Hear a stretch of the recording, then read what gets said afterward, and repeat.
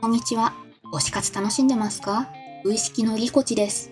今回はめちゃくちゃコンパクトで優秀だったエプソンさんのミニプリンター PF71 の活用法第4弾をご紹介します。本日紹介するのはこんな感じのスタンドメモ、デザイン、レイアウトの案も後半でご紹介しますよ。今回使用したものは概要欄にありますので気になったら見てみてください。前置き、新たなるプリンター情報。基本的にインクジェットプリンターって場所取りますよね。置き場所困るからネットに頼っちゃうっていう方は多いと思います。このミニサイズプリンター、型番 PF71 は小さいだけではなく実は縦置きができちゃうんです。公式サイトにも記載があるんですが、縦置きしたら普通に本棚にも入っちゃうサイズ。めっちゃ良くないですか？縦置きした時のサイズはご覧の通りとなっています。皆さんのお家の本棚に入りそうだったら保管する時の縦置きめっちゃおすすめです。場所取らない小さいプリンター。ハードサイズから英語サイズまでしかプリントできないけど、それでもアイデア次第でたくさん自作アイテム作れちゃいます。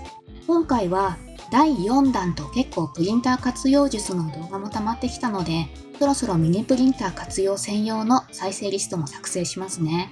本日はプリント後にちょっと一手間。会社のオフィスに飾ったり、お土産のお礼などをお友達にメッセージを書きたいけど、付箋より映えたらいいのになっていう方におすすめ。スタンドメモを作っちゃおうという自作アイテムの提案動画です。今回はスタンドメモとはデザインをしてみる。プリントしてちょっと一手間加えて完成。デザイン案のご紹介という流れで解説していきますので、ぜひ最後まで見てくださいね。ここで紹介したデザインのレイアウトはあなたなりにアレンジして参考にしていただけたら嬉しいです。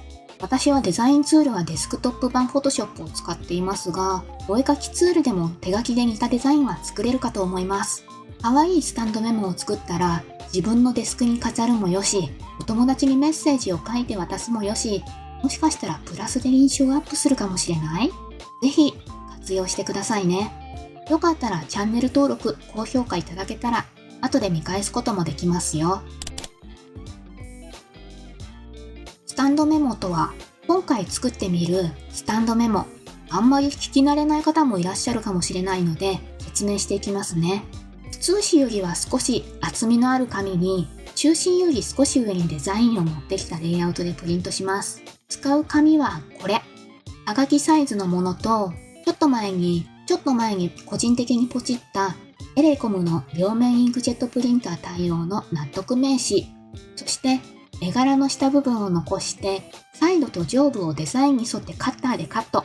紙の中心部分を折り曲げて立てる。そうするとイラスト部分だけが持ち上がった状態でいい感じにデスクが映えるメモとして使えます。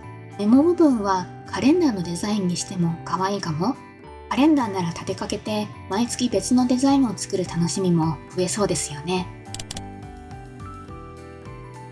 デザインをしてみる。さて、スタンドメモを作るにあたって重要なレイアウトのコツをお話ししますね。まずはプリントしたい紙のサイズに合わせたサイズの画像サイズで新規作成します。おすすめはメッセージ系を書くなら名刺サイズ、カレンダーとかならはがきサイズがいい感じでした。新規作成するときは縦が長い向きにしてください。まずは画像が作成できたらその画像の水平方向の中心を決めます。プリントした後、紙を半分に折り曲げるときに、ここで折るよという目印を作っていきます。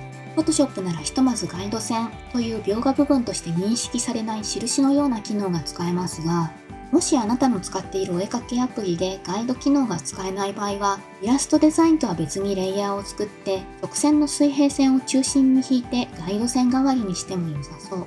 Photoshop を使用する場合は直線ツールを使って点線の設定にしてあげるとそれっぽくなるかも。この中心の線はプリントした時に中心を分かりやすくするためなので透明度 10% ぐらいの薄さにして表示したままにしてあげてください。薄くすることでプリント後も目立たず、でも折る場所を把握できるようになりますよ。中心線が描けたらキャラクターまたは好きなイラストアイテムをこの線より上に配置します。少しだけ中心線より下にずらして配置してあげても大丈夫です。キャラクター周りは後で一部分カッターで切り抜くので、複雑ではないシルエットだと楽かも。キャラクターより下のデザインは、今回はメッセージカードにするので横の罫線を薄く引いてあげようかな。あとは別デザイン案、カレンダーを配置してあげてもいいかも。こんなデザインだと手書きで日付を入れるだけで毎月使うことができます。背景の色や柄はお好みでベタ塗り、チェック柄、おしゃれなテクスチャーを使ってもいいかも。プリントしてみる。さて、デザインができたらプリントアウトします。縁なしプリント前提のデザインなら、縁ありプリントでもいい感じにしたい場合は、こんな感じのデザインがおすすめ。プリントできました。さて、ここからが本番。目印として透明度 10% ぐらいにしていた半分の点線部分より上のキャラクターの輪郭をカットしていきます。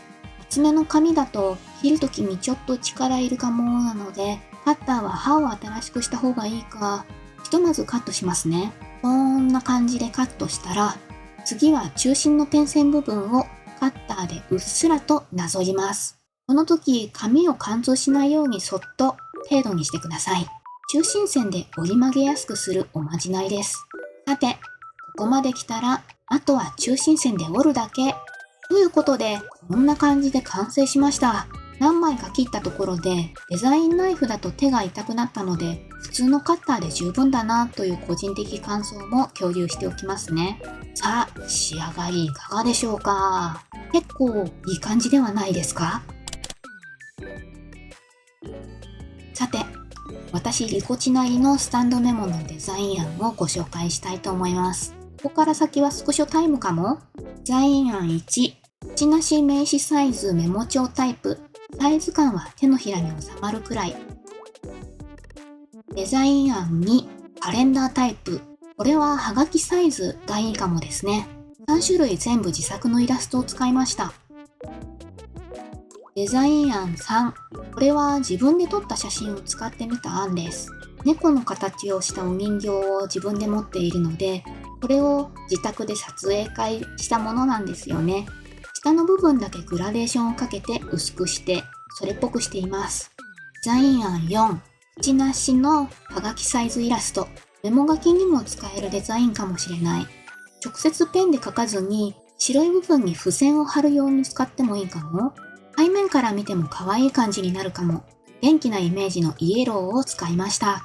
いくつかデザインを作った私リコチの感想ですが、濃い色を使うとインクの消費も激しいかと思うので、パステルカラーとか白背景メインでデザインしてあげた方がプリンターにも優しいかもしれないです。これはそのまままるっと使うというよりは、ご自身のイラストを使ったり色を変えたりアレンジしていただけたら嬉しいです。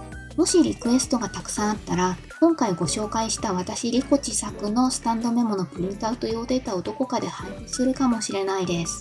だとしたらどうしようかな。ここだけの話、実はそろそろもしかしたらメンバーシップを始められそうな予感がしているので、それをお試しで使ってみるかもしれないです。気になる方はチャンネル登録をしてお知らせをお待ちいただけたらと思います。本日のまとめです。今回はエプソンのミニプリンター PF71 の活用術第4弾大カット風のスタンドメモの作り方、レイアウト案でした。ぜひ皆さんも気になったら試してみてください。